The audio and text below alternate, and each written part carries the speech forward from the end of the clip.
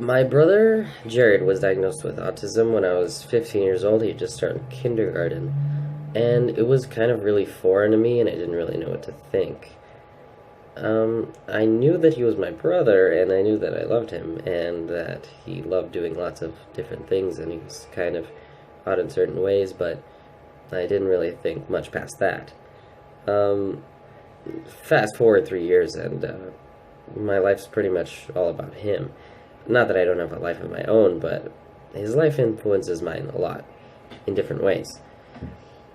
I learned empathy in large part from my brother, and he really helped me to be an empathetic person. Before he was diagnosed, I used to think some pretty bad things. I used to think that special needs disability money, donated or otherwise gotten, was a waste and, could be used for something else. And now, wow, looking back, I just think kind of shame when I think back to it. And, I think shame because now I know that, those with autism or other developmental disorders can really be contributors to society and to their community and to the world. And I just didn't think that before. I didn't know that before. And so, a lot of people still think the way that I used to think, and, they might say something like retarded or autistic as an insult, and being on the other side of those comments is really eye-opening and humbling.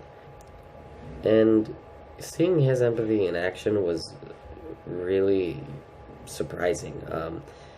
When one of my best friends died, my brother had never known him, but he felt that with me, and he mourned with me, and he was like feeling the things that I was feeling, and it was really awesome to have him, go through that process with me, and it really helped me recover, and now I just kind of strive to be that sensitive that you can just get into others' shoes and really think about how they feel. And he's also taught me a lot about patience. Patience, I try not to get on the wrong foot or give the wrong impression when I talk about patience, because some might think that I mean patience because I had to learn patience somehow because I was annoyed or somehow put off by my brother, and that I had to be patient with him in order to just get by it, and that's not what I mean. What I mean by patient is that it's part of making the connection with my brother. When someone is as rigid as my brother can be, you realize how rigid you yourself are pretty much all the time. And so that was really quite a shock, realizing that it's not just people with ASD or other things that are rigid. It's really everyone that's rigid, and you yourself are rigid. And so the little things start to, they're not as big a deal. Is this little thing really a big deal? It's not. And it's not worth damaging your relationship with your sibling over spilled milk. So that was kind of interesting, and that's where a lot of conflict it stems from little things like that. And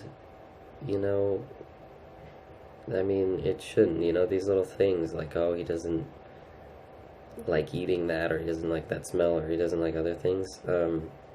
He doesn't clean his room like all the time, and that doesn't really matter that much. And we as a family know that he tries his best, and that it's not the end of the world if that other stuff isn't happening.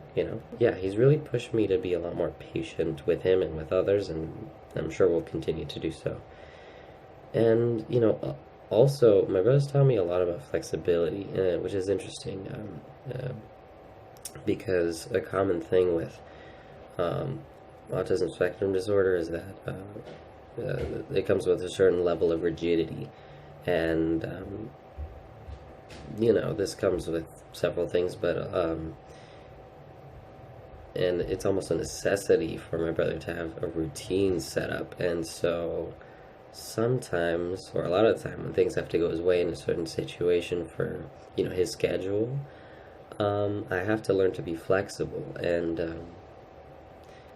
also, my mother and I have effectively realized that my brother, on top of his ASD, is also just plain stubborn. So, with the double rigidity, you really do have to learn to be flexible, and it's a really good thing, because it really helps you adapt to the changes and, well, inevitable changes that will happen, and it really helps you go with the flow.